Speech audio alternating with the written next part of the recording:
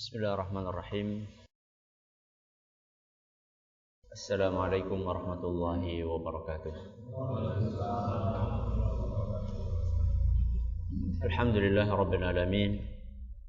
Wa bihi nasta'inu ala umuri dunya waddin. Wa sallallahu ala nabiyyina Muhammadin wa ala alihi wa sahbihi ajma'in. Amma ba'd. Kita panjatkan puja dan syukur kehadirat Allah Subhanahu wa taala. Pada kesempatan malam yang berbahagia kali ini, kita kembali diberi kekuatan, kesehatan, hidayah serta taufik dari Allah Jalla wa'ala, sehingga kita bisa kembali menghadiri pengajian rutin malam Senin di Musalla Al-Hidayah di Desa Kedungburuh, Purbalingga ini. Kita berharap semoga Allah Tabaraka wa Ta'ala berkenan untuk melimpahkan kepada kita semuanya ilmu yang bermanfaat, sehingga bisa kita amalkan sebagai bekal untuk menghadap kepada Allah Jalla wa'ala. Amin ya rabbal alamin.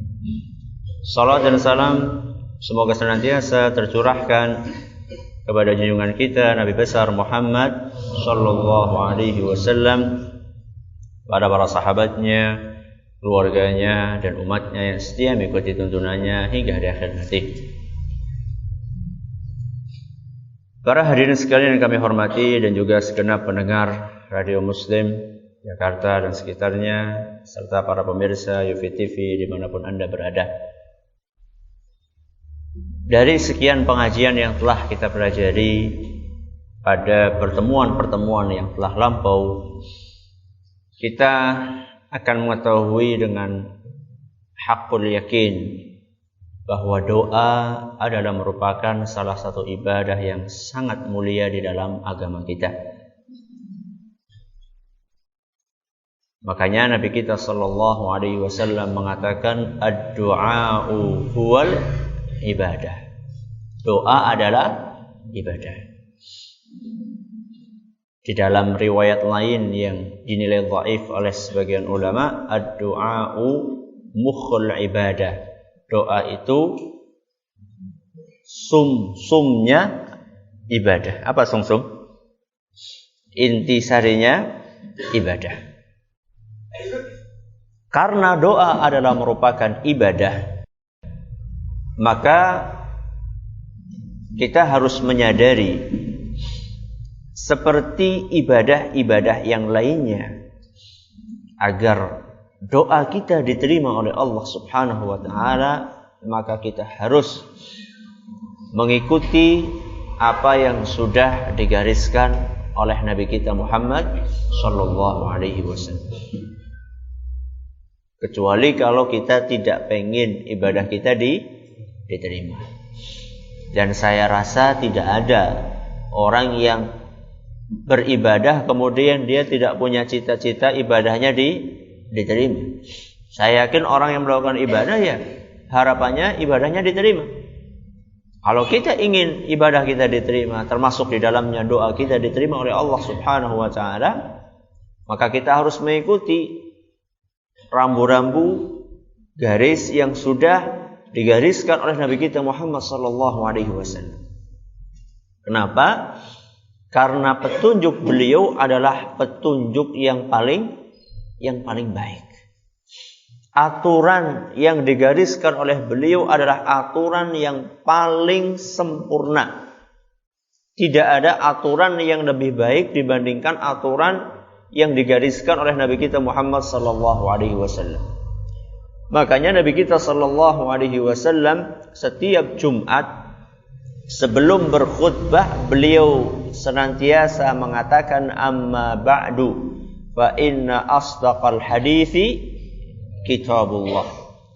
Sesungguhnya perkataan yang paling jujur adalah kitab Allah, yaitu Al-Quran. Wa khairal hadiyu Muhammadin sallallahu alaihi wasallam.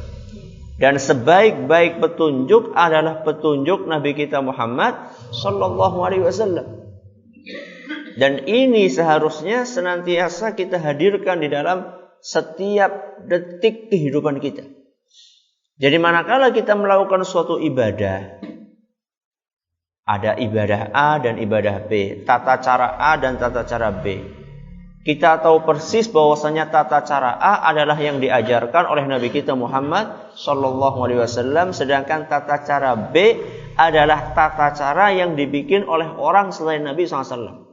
Entah itu guru kita, entah itu kakek kita, entah itu bapak kita, entah itu teman kita.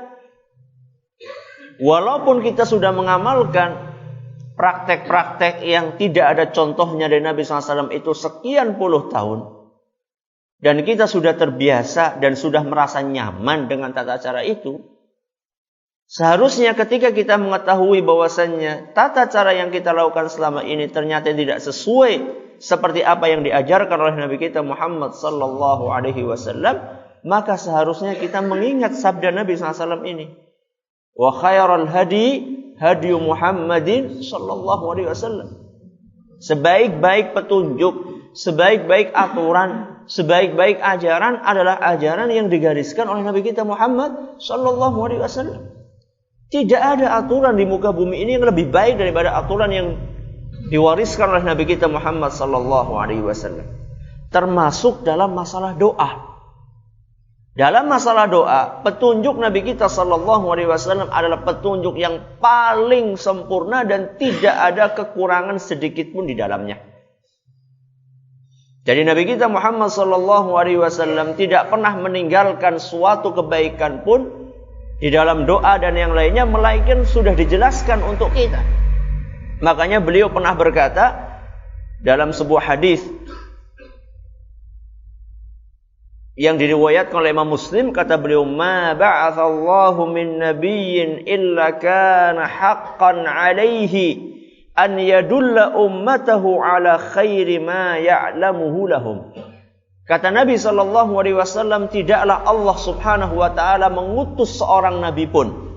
Artinya setiap Allah mengutus nabi pasti sudah wajib bagi nabi tersebut untuk menunjukkan kebaikan kepada umatnya yang dia ketahui kebaikan tersebut.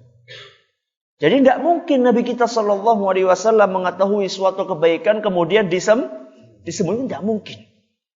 Makanya orang yang membuat aturan-aturan baru di dalam beribadah, secara tidak langsung dia mengakui atau tidak mengakui, secara tidak langsung dia telah menuduh Nabi kita Muhammad sallallahu alaihi wasallam menyembunyikan sebagian dari syariat yang Allah turunkan kepada beliau.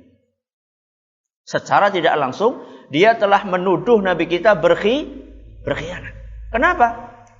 Karena di dalam hadis ini Nabi menjelaskan bahwa tidak ada wahyu yang telah Allah berikan kepada Nabi-Nya SAW melainkan sudah disampaikan. Kalau misalnya ada yang belum disampaikan dan baru ketahuan setelah 14 abad kemudian, yaitu sekarang ini, itu kan aneh luar biasa. Itu aneh bin ajaib. Jadi baru ketahuan sekarang ini setelah 14 abad yang lalu. Dan terus Nabi kita, apa disembunyikan oleh beliau nggak disampaikan? Terus para sahabat apa nggak tahu? Terus para ulama, Imam Syafi'i, Imam Ahmad, Imam Malik, Imam Abu Hanifah, dan juga para imam-imam Islam, apa mereka tidak ada yang tahu tuntunan itu baru ketahuan sekarang di tahun 1400 berapa sekarang? 1434 Hijriah. Baru ketahuan sekarang. Ini kan luar biasa. Makanya kita diajarkan oleh Nabi kita Muhammad sallallahu alaihi wasallam doa-doa dengan sekian jenis bentuknya. Dari mulai waktunya kita sudah pelajari waktu-waktu yang mustajab. Kemudian juga diajarkan, nanti kita akan belajar pula adab-adab berdoa supaya doa itu mustajab. Kemudian kemarin kita juga sudah pelajari, selain waktu kita pelajari apa? Kondisi orang-orang yang mustajab. Kemudian juga kita sudah pelajari tempat-tempat yang dimana di situ seandainya seorang hamba berdoa maka doanya akan mustajab. Ini semuanya sudah dijelaskan oleh Nabi kita Muhammad SAW. Bahkan tidak cukup sampai di situ, sampai setiap kondisi sudah diajarkan oleh Nabi kita SAW doa yang sesuai dengan kondisi tersebut.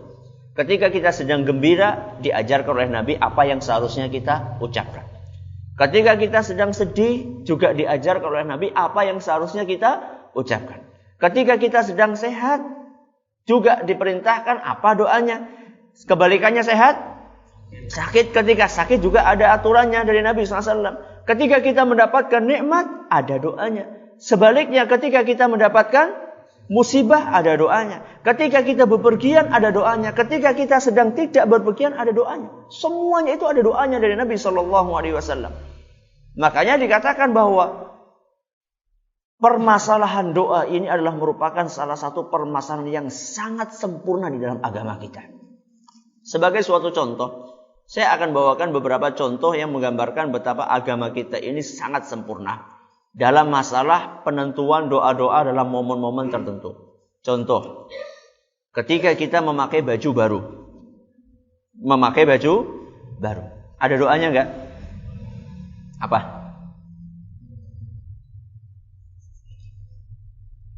Orang tahu kelabiannya? Setahun sepisan? Mergane setahun sepisan itu orang donga gitu. Apa coba doanya pakai baju baru?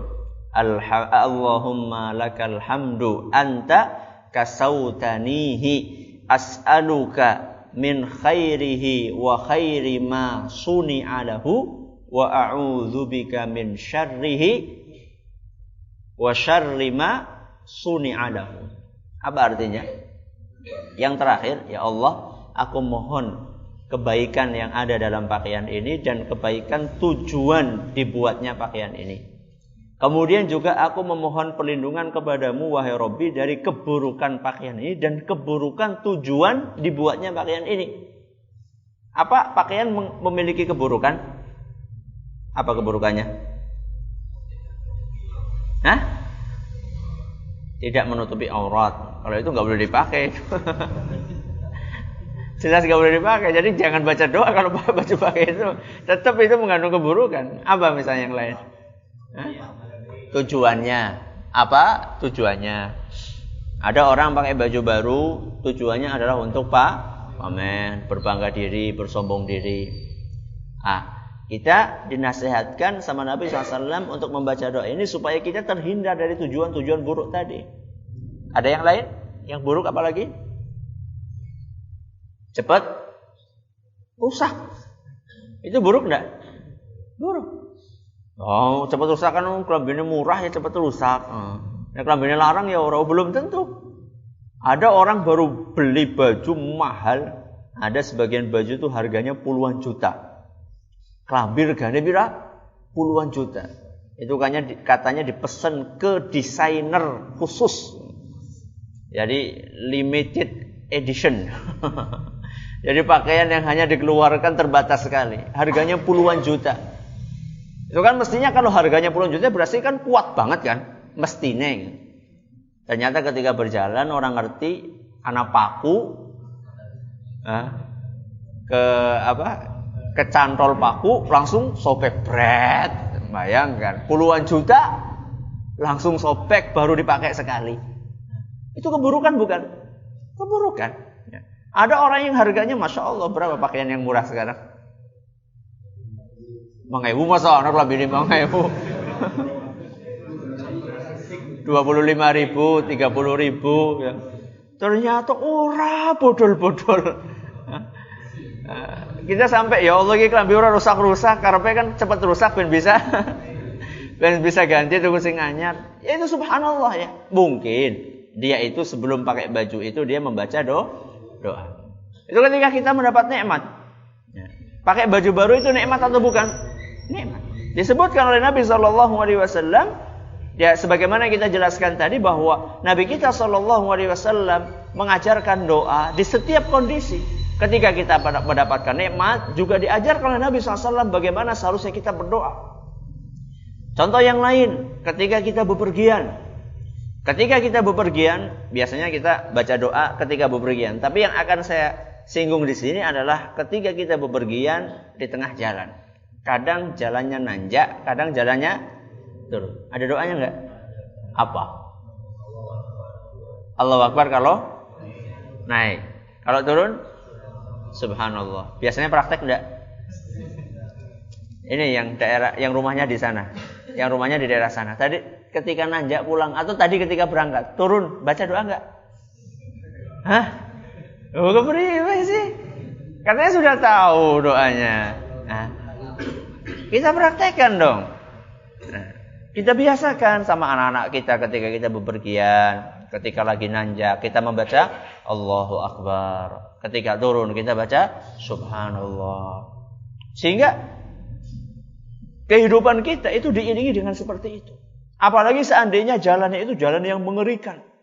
Sudah nanjak berkelok-kelok atau turun, kemudian berkelok-kelok ada belokan yang sangat tajam. Kebanyakan orang kan malah enggane tiba ke priwe ya. Di samping kanan kirinya ada jurang. Jadi yang dipikir enggane tiba. Loh seharusnya kan kalau misalnya dia itu seperti itu, seharusnya dia itu mengucapkan ketika turun dia baca apa tadi? Subhanallah. Ketika nanjak, wah enggane bane copot ke priwe ya. Dan seandainya Allah menakdirkan memang bane copot beneran. Perkataan terakhirnya adalah enggane bane copot. Begitu turun juga seperti itu, enggane tiba ke priwe. Itu perkataan terakhir dia sebelum meninggal dunia. Tapi orang yang senantiasa membaca doa yang diajarkan oleh Nabi SAW, seandainya Allah menakdirkan, dan seandainya seorang hamba itu membaca doa ini, dia akan dijaga oleh Allah Subhanahu Wa Taala. Tapi seandainya Allah menakdirkan dia kecelakaan sampai meninggal dunia, kan luar biasa. Kalimat yang dia ucapkan terakhir, kalau tidak Subhanallah, dia ucapkan Allahu Akbar. Dia berzikir kepada Allah Subhanahu Wa Taala. Ini contoh. Contoh yang lain, doa agar bisa melunasi utang. Doa agar bisa melunasi utang. Hafal enggak? Enggak punya utang ya? Masya Allah, enggak punya utang, makanya enggak pernah hafal doa ini. Tapi saya enggak yakin lah. Saya yakin banyak yang punya utang. Pernah enggak kita berdoa bagaimana caranya supaya hutang kita cepat lunas? Yang kita pikir adalah selalu usaha secara lahiriah. Ketika sudah jatuh tempo, entah itu hutang kepada apa, kepada person atau kepada lembaga keuangan atau apa saja, yang ketika sudah jatuh tempo pasti yang dipikir adalah bagaimana saya mencari pinjaman untuk gali lubang tutup lubang. Padahal ada doanya. Di antara doanya adalah Allahumma kfini bihalalika an haramika wa aghnini bifadlika amman siwaka. Allahumma kfini bihalalika an haramika. Ya Allah, cukupkanlah diriku dengan rizkimu yang halal sehingga aku terhindar dari yang haram. Wa aghnini bifadlika amman siwaka, dan jadikanlah aku kaya wahai Rabbi dengan karuniamu sehingga aku tidak meminta kepada selainmu. Jadi di dalam hadis ini kita diajarkan oleh Nabi sallallahu alaihi wasallam supaya kita senantiasa bergantung kepada Allah. Ini ketika kita sedang mendapatkan musibah, ketika sedang susah. Kalau tadi ketika sedang senang. Contoh yang lain, Nabi kita sallallahu alaihi wasallam dalam kondisi ketika kita terkejut, ada doanya apa? Masya Allah. Dideri masa Masya Allah.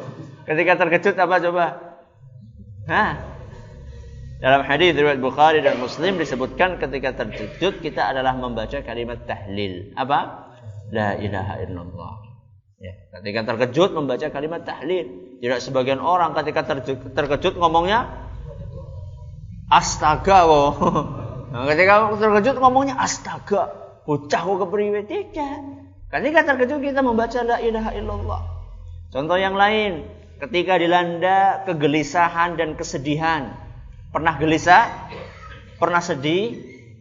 Entah itu ada sebabnya atau tidak ada sebabnya. Kadang-kadang kita merasa kok hati ini gak tenang sekali. Diajarkan oleh Nabi SAW dalam sebuah doa yang cukup panjang. Nabi SAW mengajarkan supaya kita membaca Allahumma inni abduka ibnu abdika ibnu amatika nasiyati biyadika madin fiyya hukmuk adlun fiyya qada'uk as'aluka bikulli ismin huwa laka sammaita bihi nafsaka aw anzaltahu fi kitabika aw 'allamtahu ahadan min khalqika aw ista'tharta bihi fi 'ilmil ghaibi 'indak an taj'alal qur'ana rabi'a qalbi wa nura sadri wa jalaa huzni wa dhahaba hammi. Siapa yang sudah hafal?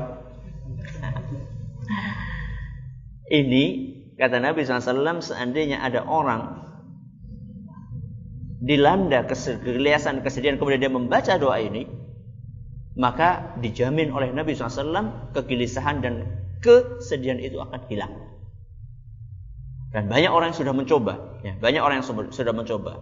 Pernah ada dosen saya bercerita seperti itu. Suatu saat beliau dilanda kegelisahan, kegalauan karena suatu masalah. Beliau ingat doa ini dan langsung dibaca. Subhanallah, detik itu juga langsung hilang. Rasa hatinya tenang, tentram, damai.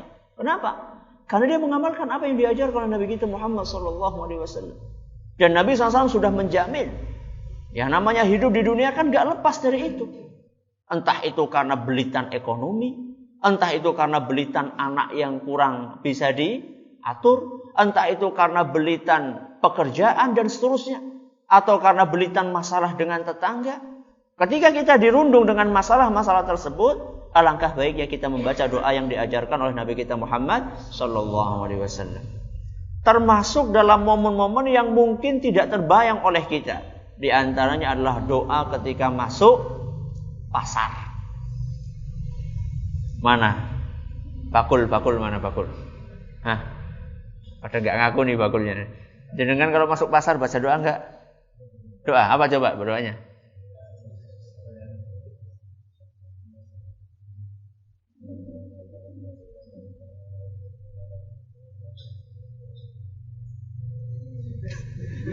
Aja dirubah saya.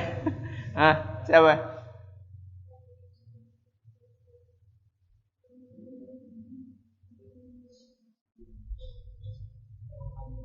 Ya.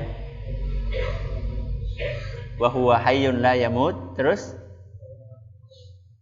biyadihil khairu wa huwa ala kulli syai'in qadir. Coba siapa yang hafal? Hah? Jangan pernah ke pasar enggak? Oh, malah sebagian saben dina la ilaha illallah wahdah la syarikalah lahul mulku wa lahul hamdu yuhyi wa yumit. Terus wa huwa hayyun la yamut biyadihil khairu wa huwa ala kulli syai'in qadir. Jadi ada tambahan apa di tengah? Wa huwa hayyun la yamut biyadihil khair, baru kemudian wa huwa ala kulli syai'in qadir. Orang yang membaca doa ini maka insyaallah dia akan mendapatkan bantuan dari Allah, akan dilindungi ketika di pasar dan seterusnya. Dan juga ketika melihat fenomena alam, ketika melihat ada angin, ya. Makanya kemarin ketika di kota kita itu dilanda dengan angin ribut, saat itu banyak yang rumahnya atapnya pada kabur, pada terbang atapnya, bahkan sampai atap asbes pun juga ikut terbang.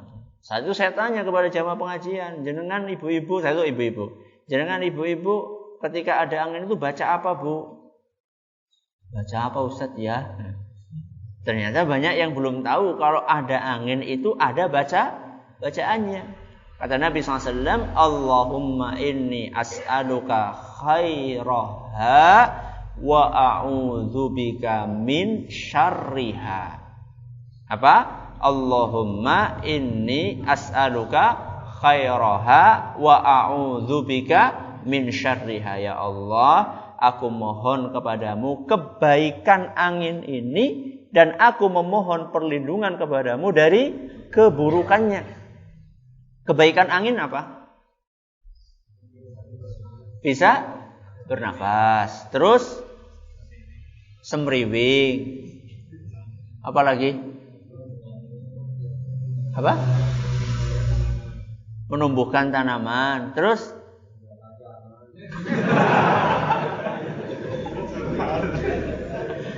ya enggak apa-apa lah. Tapi aja totoan enak lah ya. Kitiran, apa namanya? Kincir angin ya. Kebaikannya kita minta. Tapi angin itu bisa berubah menjadi mengandung keburukan. Contohnya itu angin puting beliung. bisa menerbangkan atap rumah, kemudian juga bisa merobohkan pohon sehingga mengenai seseorang, bisa menambah api semakin besar. Ya. Jadi kita meminta kepada Allah, wahai Rabbi, ini makhlukmu, engkau yang mengatur, wahai Rabbi. Jadi angin itu kan ada yang ngirim. Yang ngirim siapa? Allah subhanahu wa ta'ala. Karena yang mengirim Allah subhanahu wa ta'ala, maka kita minta kebaikannya kepada Allah. Dan kita memohon perlindungan dari keburukannya juga kepada Allah subhanahu wa ta'ala. Seandainya ini dibaca, saya yakin insya Allah akan banyak musibah-musibah yang bisa dihindari. Cuman banyak di antara kita ketika ada angin puting beliung, yang pertama dipanggil biunge. Biunge kepriwe iki? Pada mabur-mabur sini. Bukannya memanggil siapa? Bukannya memanggil Allah subhanahu wa ta'ala. Biunge di pasar dipanggil-panggil. Mau bisa apa? Atau bahkan sudah meninggal. Mestinya kita berdoa kepada Allah. Allahumma inni as'aluka khairaha wa a'udzubika min syarriha. Dan ini perlu kita hafal. Dan perlu berusaha kita latih. Karena kadang-kadang kalau kita tidak terbiasa, yang namanya angin ketika datang itu ngasih tahu enggak? Mendadak. Nah, kalau mendadak itu kan biasanya orang kalut. Ya. Dia kalut. Kadang-kadang lupa. Seperti orang misalnya ngelihat pocong. Ayat kursi sing wis dihafal bisa kelalen. Misal ya, pocong ya setan. Pocong ya setan. Ya. Ketika orang lihat hal-hal yang mengerikan, sebenarnya dia sudah hafal doa tersebut. Akhirnya dia terlupa. Karena apa? Karena kaget. Makanya kita berhati-hati. Ya. Kita usahakan untuk kita hafal semaksimal mungkin. Sehingga ketika kita butuhkan, kita nggak perlu mencari-cari catatannya dia. Wingi rekamannya, buka apa? MP3. Ora sempat buka MP3. Bingung ini, sudah mabur kemana-mana. Makanya dihafalkan. Ya. Dihafalkan, sesekali kita ulangi lagi. Apa ya doa ketika ada angin dan seterusnya. Ketika ada petir juga ada doanya. Subhanalladzi yusabbihur ra'du bihamdihi wal malaikatu min khifatihi dan seterusnya. Jadi kesimpulannya bahwa Nabi kita Muhammad sallallahu alaihi wasallam telah memberikan petunjuk yang sangat sempurna dalam masalah doa dan ibadah yang lainnya. Maka dari sini kita mengetahui betapa anehnya perilaku sebagian orang yang meninggalkan doa-doa yang sudah diajarkan oleh Nabi SAW. Kemudian dia lebih tertarik dengan doa-doa yang dibikin oleh manusia biasa. Yang tidak jelas dari mana juntrungnya. Sangat aneh. Ketika Nabi kita SAW sudah mengajarkan doa-doa yang begitu sempurna. Sudah jelas-jelas tuntunnya ini, kalau ada ini baca ini, kalau ada ini baca ini. Tapi justru itu ditinggalkan. Kemudian dia mencukupkan diri dengan melakukan amalan-amalan doa-doa yang sama sekali tidak diajarkan oleh Nabi SAW. Dan kadang-kadang dia tidak tahu ini sumbernya dari mana. Tahu-tahu beli buku, asal beli dan seterusnya. Sehingga dia lebih hafal doa-doa yang tidak ada tuntunannya dibandingkan doa-doa yang ada tuntunannya. Sehingga terjadilah apa yang dikatakan oleh sebagian ulama salaf. Kata beliau, mabtada'a qaumun bid'atan fi dinihim. Setiap seseorang itu membuat sesuatu yang baru di dalam agamanya yang tidak ada tuntunannya, illa naza'allahu min sunnatihim mithlaha. Melainkan Allah subhanahu wa ta'ala akan mencabut dari diri orang tersebut tuntunan yang semisalnya. Sehingga kita dapatkan orang tersebut yang diapal cuma zikir-zikir, wirid-wirid, doa-doa yang tidak ada tuntunannya. Kemudian yang ada tuntunannya dia lupakan. Na'udzubillah min dzalik. Karena apa? Hukuman dari Allah subhanahu wa ta'ala. Ini sudah ada tuntunan yang begitu jelas dari Nabi SAW. Kemudian kenapa ditinggalkan oleh mereka? Kemudian mereka memilih doa-doa yang tidak ada tuntunannya dari Nabi SAW. Sehingga dihukum oleh Allah. Dia tidak lagi mudah untuk menghafalkan doa-doa yang diajarkan oleh Nabi SAW. Maka berhati-hatilah. Dan itu banyak ya. Banyak dijual di toko-toko. Judulnya juga menarik ya. Contoh ada buku judulnya Amalan Doa-doa Penyembuh, Enteng Jodoh, pembuka aura dan pemenuh segala kebutuhan. Itu kan orang kan pengennya, wah ini aura, bukan aurat ya. Aura itu apa sih? Apa? Pancaran apa? Jadi mukanya akan kelihatan berwibawa misalnya dan seterusnya. Kemudian enteng jodoh, wah, siapa itu yang nggak pengen enteng jodoh? Terus pemenuh segala kebutuhan. Di situ diajarkan doa-doa yang subhanallah ya. Tidak ada tuntunannya dari Nabi SAW. Amalan-amalan yang sama sekali tidak ada contohnya dari Nabi SAW. Ada di sini amalan penyembuh bisul. Amalan penyembuh bisul katanya, saya nggak akan baca doanya, nanti ada yang praktek nanti. Di situ diajarkan baca doa anu ya, nggak saya sebutkan. Kemudian cara mengamalkan, letakkan telunjuk di atas bisul tadi. Kemudian diusap-usap sekitarnya sambil membaca doa ini 7 kali. Ketika bacaan ke-7 pijit sampai pecah. Masya Allah ya Rabbi. Terus nek nembe ping 6 orang pecah berarti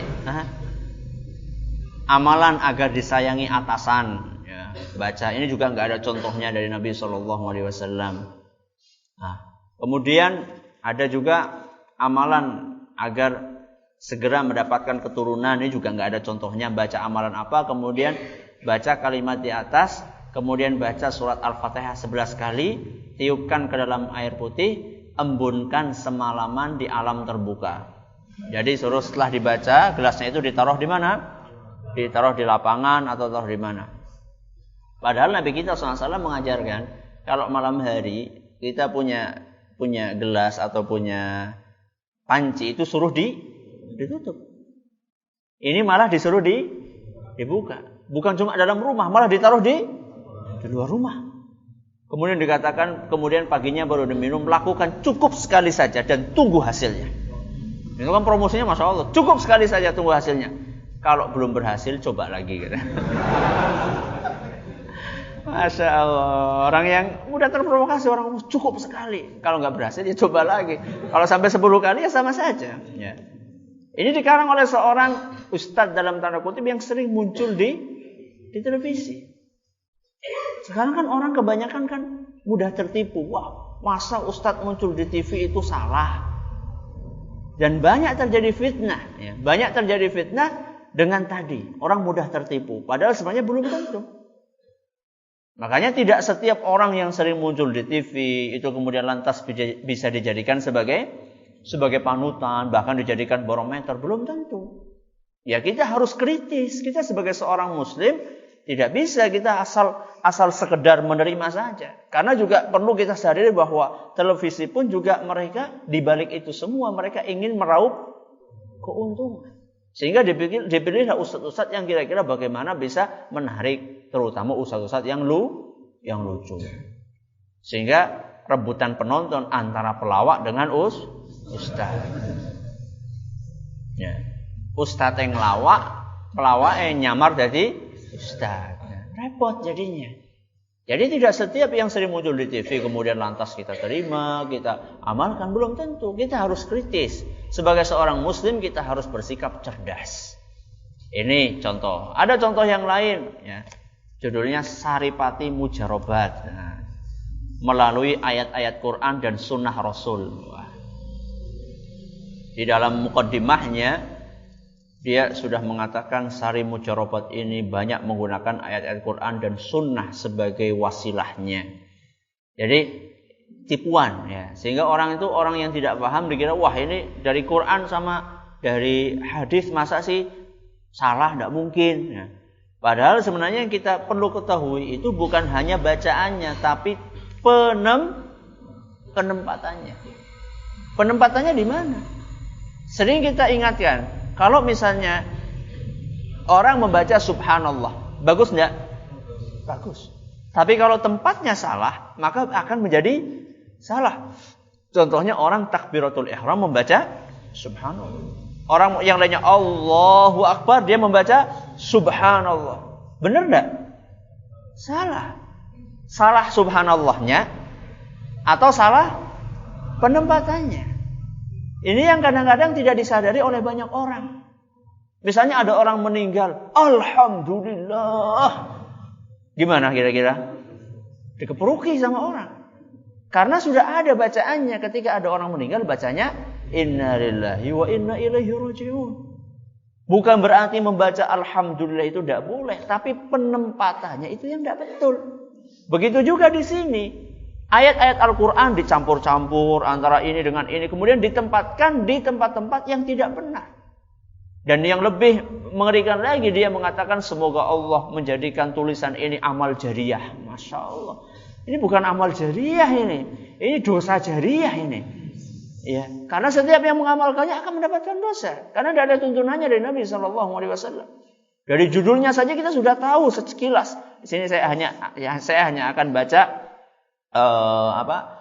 judul-judulnya. Doa supaya kebal dari senjata tajam.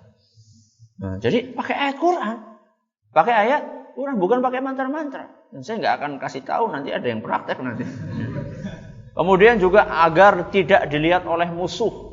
Berarti bisa ngerogo sukmo sehingga tidak dilihat sama musuh. Kemudian juga agar memiliki pukulan dahsyat. Jadi supaya dahsyat pukulan itu bagaimana? Ya latihan lah seharusnya. Kemudian ada ayat untuk pengasihan. Tahu pengasihan? Pelet. Jadi ayat Quran itu dijadikan apa? Pelet.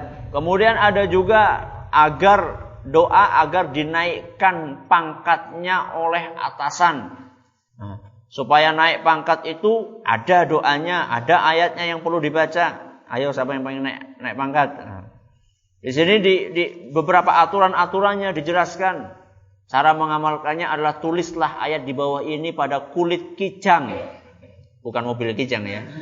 Kulit kijang dengan menggunakan tinta misk zafaron dan air mawar. Dan sewaktu menulisnya dalam keadaan suci, kemudian tulisan tadi ditaruh ke dalam kopiah atau diselempitkan pada sabuk. Tulisan tersebut dibawa kemana saja. Ini jimat ini. Ini jimat. Jadi orang nggak sadar, dikiranya wah ini jimat Islami. Tidak ada jimat Islami. Ini contoh. Kemudian juga ada doa bermahabbah lewat makanan dan minuman. Jadi kalau ada orang kita cintai, di sini disebutkan kalau misalnya pengen mendapatkan simpatik dari lawan jenis, maka bacalah doa ini di makanan yang akan dimakan oleh lawan jenis tersebut. Baca 786 kali. Baca bismillah. Baca bismillah 786 kali, fikiran dipusatkan kepada orang yang dimaksud. Loh, kita suruh baca bismillah kok malah mikir pacar, gimana sih? Nah, kita malah jadi disimpangkan. Kemudian setelah baca, kemudian baca apa, kemudian ditiupkan ke makanan atau minuman yang akan ditiup, yang akan dimakan oleh orang tersebut. Kemudian tunggu saja, nanti dia akan simpatik dan seterusnya. Kemudian ada doa ini aneh. Doa ingin bertemu dengan kekasih di dalam mimpi. Jadi kalau misalnya pengen ketemu sama pacar dalam mimpi, jadi bukan kenyataan, dalam mimpi itu ada prakteknya, baca baca sholawat, baca sholat sekian dan seterusnya. Maka hati-hati. Ini yang berkedok agama. Ada yang belak-belakan, nggak pakai agama sama sekali. Kalau tadi masih pakai ayat Quran, itu pun menyimpang. Ada yang jelas-jelas menyimpang, pakai mantra-mantra, itu pun juga dijual bebas. Ada rapal, jadi bukan doa. Kalau tadi doa, kalau ini rapal untuk menyerap hantu wedon. Rapal untuk menyerap hantu wedon. Kemudian rapal untuk memanggil tuyul. Jadi tuyul itu bisa dipanggil. Rapal untuk memanggil wewe gombel. Benar. Rapal untuk memanggil kuntilanak. Rapal untuk memanggil buto ijo, rapal untuk terbang, rapal untuk jalan di atas air dan seterusnya. Ini semuanya isinya tidak ada Quran. Ini isinya semuanya adalah mantra-mantra yang dibikin oleh sebagian orang. Dan anehnya sangat disayangkan, Banyak di antara kaum muslimin yang masih percaya dengan hal-hal tersebut. Ustaz kok punya buku-buku itu? Saya khawatir ada yang suudzon, Ustaz ya praktek ya. Enggak, ini buku ini saya beli 5 tahun yang lalu. Saya beli 5 tahun yang lalu dan alhamdulillah saya tidak hafal buku ini isinya. Buku ini saya beli ketika saat itu saya sedang menyusun tesis yang berjudulkan Syirik-syirik di Indonesia pakai bahasa Arab. Alhamdulillah selesai, nulis selama 5 tahun. Alhamdulillah jadi dan sudah diujikan dan sudah lulus. Saya pulang ke sini ya, tapi masih di rumah ya. Karena tebalnya itu jadi belum sempat untuk menerjemahkan. Ada 1.600 halaman. Saking banyaknya syirik-syirik di Indonesia, bukan saking pinternya saya. Itu saking banyaknya syirik-syirik di Indonesia. Jadi sampai membutuhkan 1.600 halaman. Dan di antara referensinya ini buku-buku ini. Jadi saya beli buku ini bukan untuk dipraktekkan, tapi saya beli buku ini untuk dibantah. Entah kapan bisa diterjemahkan ke dalam bahasa Indonesia. Itu masih dalam bahasa Arab. Jadi nggak tahu kapan itu bisa diterjemahkan. Ya entahlah, wallahu a'lam, mungkin ada yang mau menerjemahkan atau ada yang mau membantu, ya alhamdulillah. Ini yang bisa kami sampaikan pada malam hari ini. Kita akan lanjutkan insyaallah pada pertemuan yang akan datang. Sekira cukup sampai di sini. Terima kasih atas perhatiannya. Mohon maaf segala kekurangannya. Subhanakallahumma wa bihamdika asyhadu an la ilaha illa anta astaghfiruka wa atubu ilaik. Assalamualaikum warahmatullahi wabarakatuh.